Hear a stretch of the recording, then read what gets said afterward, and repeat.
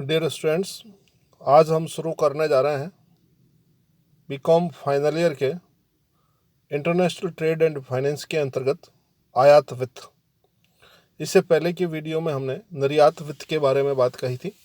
आज हम आयात वित्त के बारे में बताते हैं।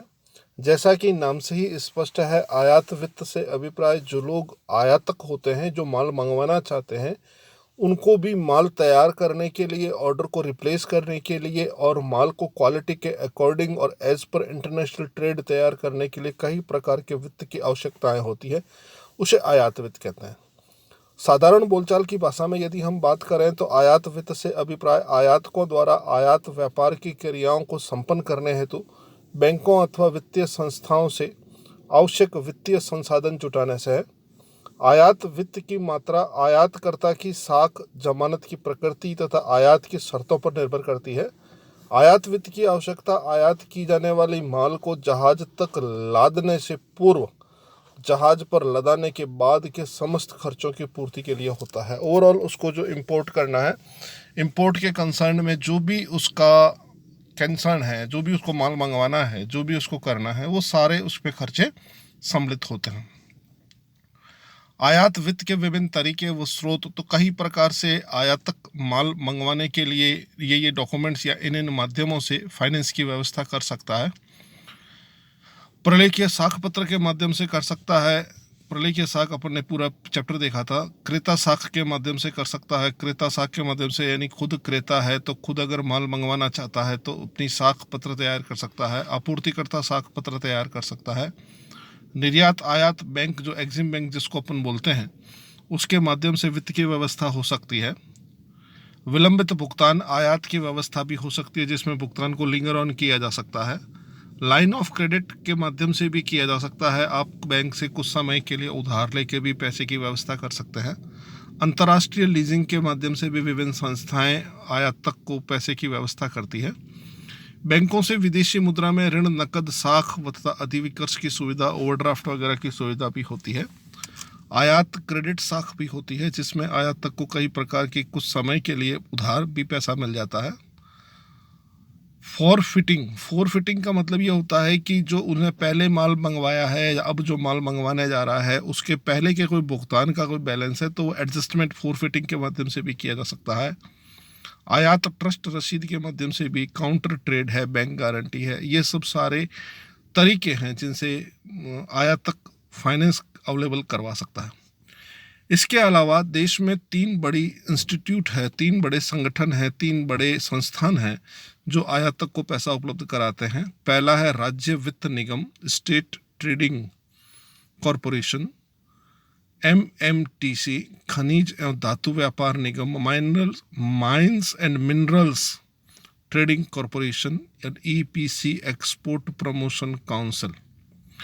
ये तीनों को हम आराम से समझने की कोशिश करते हैं कि तीनों संस्थाएं हैं क्या। पहली संस्था है STC का मतलब है स्टेट ट्रेडिंग कॉरपोरेशन।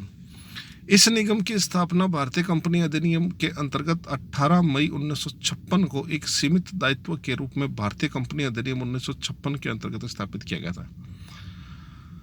आपने अगर कंपनी अधिनियम पढ़ा है, कॉमर्शियल लॉ पढ़ा है, तो कॉमर्शियल लॉ के अंतर्गत कंपनी अधिनियम 1956 में STC की स्थापना की गई थी।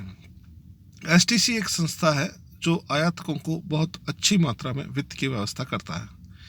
यह उन देशों के साथ व्यवहार करता है जहां पर व्यापार सामान्य राजकीय संस्थानों के हाथ में होता है।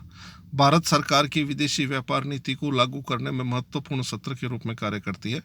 बड़ी मात्रा, लंबी अवधि के निर्यात सौदों की व्यवस्था करना, द्विपक्षीय व्यापार समझौते के काउंटर ट्रेड सौदों को भी बढ़ावा देते हैं।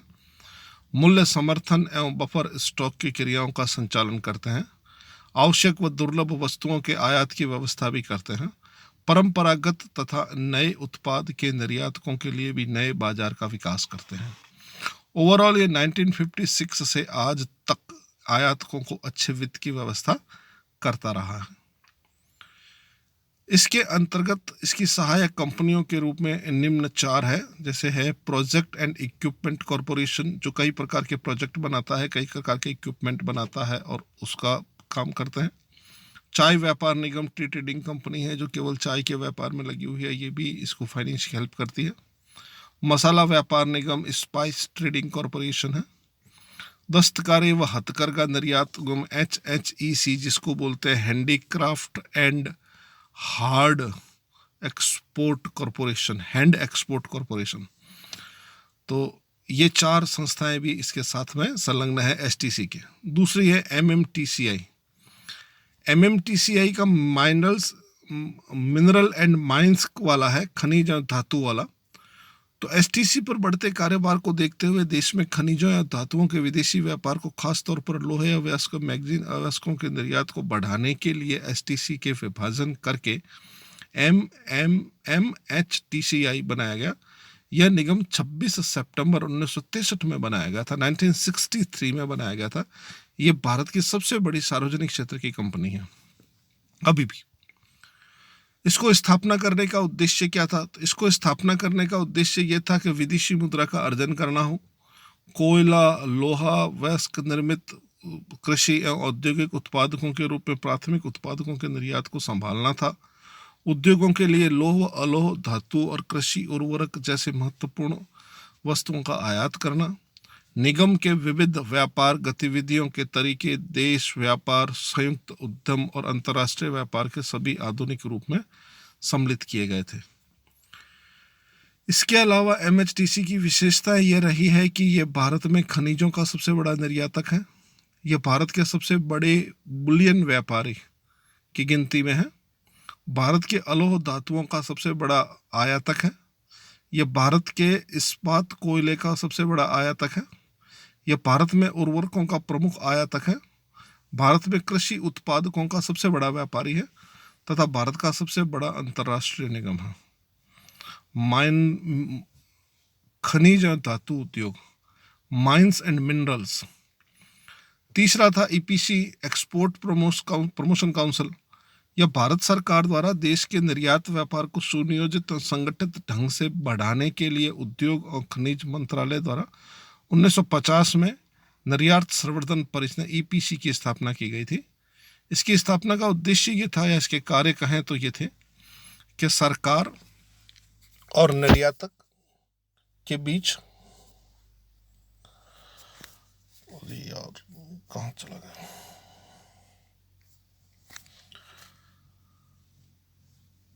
1950 में इसकी EPC की स्थापना की गई थी। इसके उद्देश्य ये थे सरकार और निर्यातक के बीच कड़ी के रूप में कार्य करना, यानी निर्यातक अपना काम करेंगे, माल को भेजने वाले, माल को मंगवाने वाला अपना काम करेंगे। ये सरकार की तरफ से जो भी गाइडलाइन थी, सरकार की तरफ से जो भी इनको दिशा निर्देश दिए जाने था, वो ये कड़ी के रूप में कार्य करता है। निर्यातकों की समस्याओं का समाधान करना, निर्यातकों को किसी भी प्रकार की कोई प्रॉब्लम्स आ रही है, किसी भी प्रकार की समस्या है तो उसके समाधान के लिए कार्य करते थे। बाजार सर्वेक्षण कराना, संभावित बाजार की खोज करना, निर्यात वस्तुओं को चिन्हित करना, बाजार में सर्वे कराना, एक पता करना कि कौन कौन सी चीज़ें एक्सपोर्ट की जाए। इंपोर्ट करना आसान है, इंपोर्ट करने से तो आप देश की करेंसी को बाहर भेज रहे हो। सरकार का ऑब्जेक्ट मोटा मोटा एक्सपोर्ट को प्रमोट करना होता है। तो जितना आप इंपोर्ट करोगे, इंपोर्ट के बदले में आपको एक्सपोर्ट करना होगा। आप कोई भी चीज़ मंगवा तो सकते हो, मंगवाना बहुत आसान है, मंगवाने से हम उस देश के गुलाम हो जाएंगे क्योंकि हमारी करेंसी बाहर चली जाएगी। तो सरकार का ऑब्जेक्ट ये होता है कि इंपोर्ट के साथ साथ एक्सपोर्ट भी बढ़े, और एक्सपोर्ट बढ़ाना इसका सबसे बड़ा। बाजार सर्वेक्षण कराते थे, खोज करवाते थे और निर्यातक वस्तुओं को चिन्हित करते थे।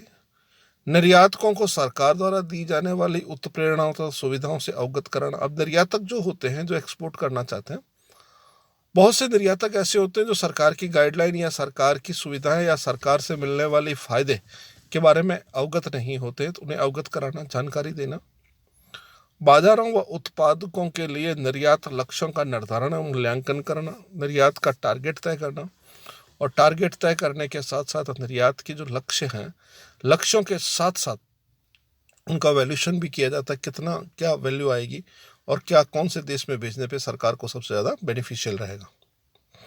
अंतर्राष्ट्रीय मेलों व प्रदर्शनियों में भाग लेना, जितने भी इंटरनेशनल मेले होते हैं, जितने भी इंटरनेशनल प्रदर्शनियाँ होती है, उसमें भाग लेना। निर्यातकों को वित्त, बैंकिंग, बीमा, संयुक्त संबंधी सलाह देना कि उनका जो माल है उसका बीमा कराया जाए, उसकी बैंकिंग सुविधा ये रहेगी, वो सारी सुविधाओं का सारा सब कुछ कार्य करना।